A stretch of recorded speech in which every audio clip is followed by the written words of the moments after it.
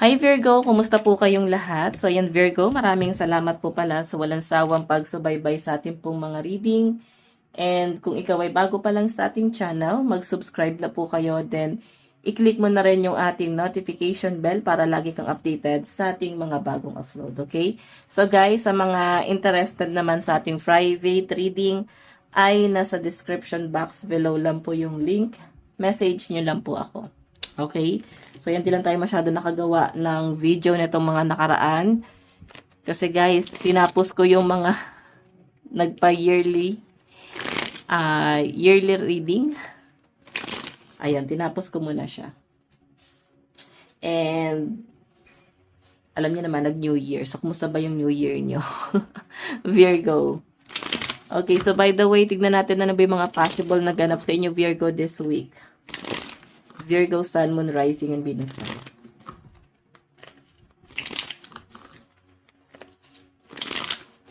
Virgo.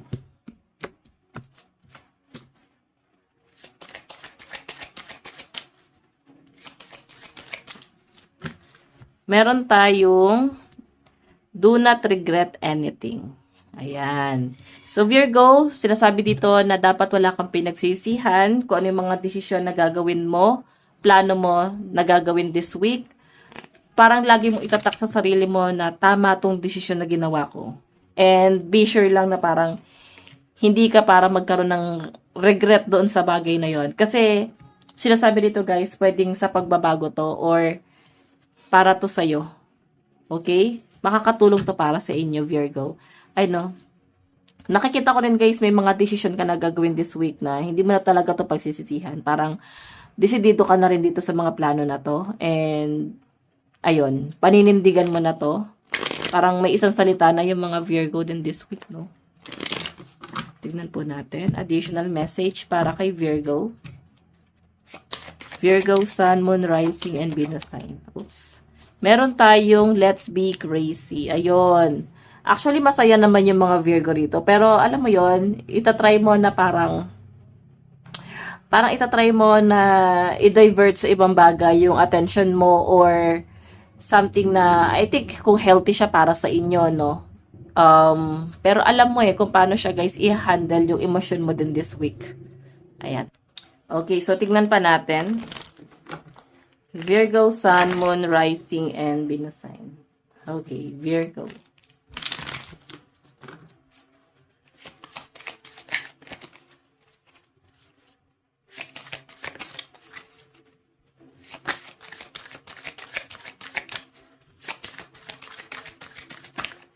Oops. Meron tayong yes. Wow. Nakikita ko yung pagbabalik ng sigla ng mga Virgo. Mukhang swerte ang mga earth sign this year. Or sa first quarter, no? Kasi parang sunod-sunod yung reading ko sa Capricorn, Taurus, and Virgo. Parang ang saya ng energy nyo. Parang may mga paninindigan na kayo. So, ito yung nakikita ko kasi guys. Parang may mga paninindigan na kayo. Kumbaga, may isang salita na kayo, nagsiset na kayo ng mga plano. Then, parang hindi lang siya guys this week na parang sisimulan mo. And especially, ayan, may good news na paparating sa inyo at pwedeng makapagbigay ito ng kaligayahan sa mga Virgo. Ayun. Okay, malaking tulong siya para sa inyo. So, by the way, check pa natin.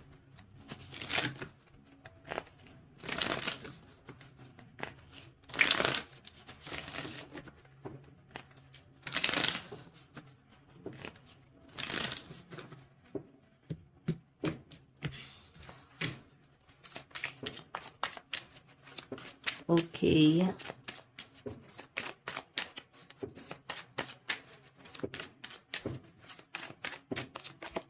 Wow, relieve the pressure. So, ayun. Actually, may hindi kasi ako normal na nararamdaman sa energy ng mga Virgo, no? And especially atong Let's Be Crazy. So, I think meron kang i-release na parang anger. Pero after nun, tuloy ang agos ng buhay. Ganon. So, may mga emosyon na parang hindi mo mapipigilan din this week. So, parang satisfying siya sa inyo Kumbaga parang medyo baka yung mga inis mo na kinimkim mo na itong mga nakaraan is pwedeng sumabog ka din this week. Okay? And ang dating kasi sa akin dito, wala kang regret doon sa mga nabitawan mong salita, sa mga nasabi mo, sa mga ginawa mo, hindi mo to pagsisisihan. Kasi matagal mo tong kinimkim sa sarili mo. Okay, so I think i-release mo siya this week. May pagpatol na. Parang ganun. Parang tagal niyo ako inalila matututo na ako lumaban. Parang ganun yung nasasagot mo dyan. So by the way, tignan pa natin. Virgo. Meron tayong do what you love. So, sabi rito guys, gawin mo yung mga bagay na gusto mo. Nang hindi ka pinipilit or hindi dahil may mga dahilan kung bakit gusto mo siya gawin. Gawin mo siya dahil gusto mo. Gawin mo siya dahil passion mo tong bagay na to. Gawin mo siya kasi nakakapagbigay siya guys ng kaligayahan sa inyo. And, alam mo yon nagbibigay siya guys ng parang nag-e-enjoy ka dun sa bagay na yon. Gusto mo talaga siya. Okay, so additional message. Virgo.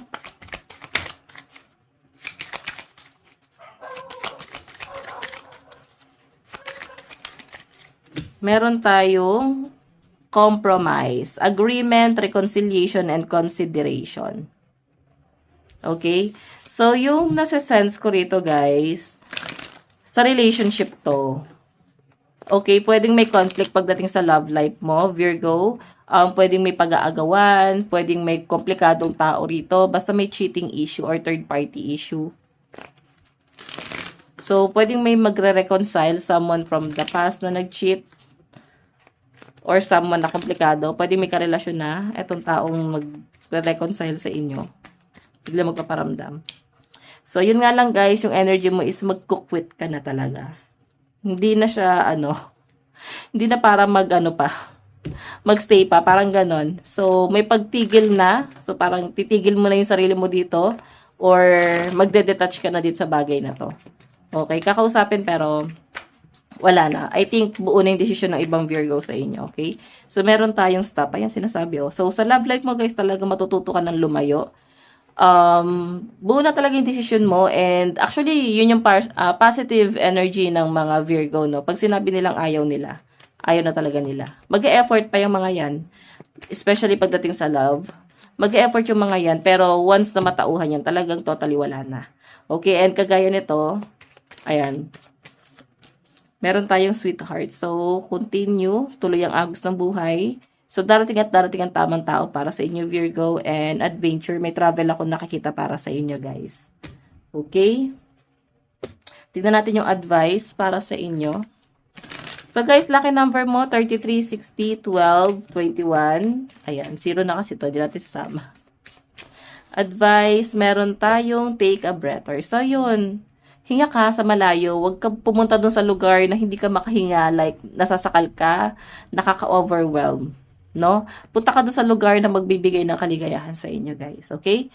So by the way, ito lang po ang inyong reading. Maraming salamat. God bless and love you all. Bye-bye.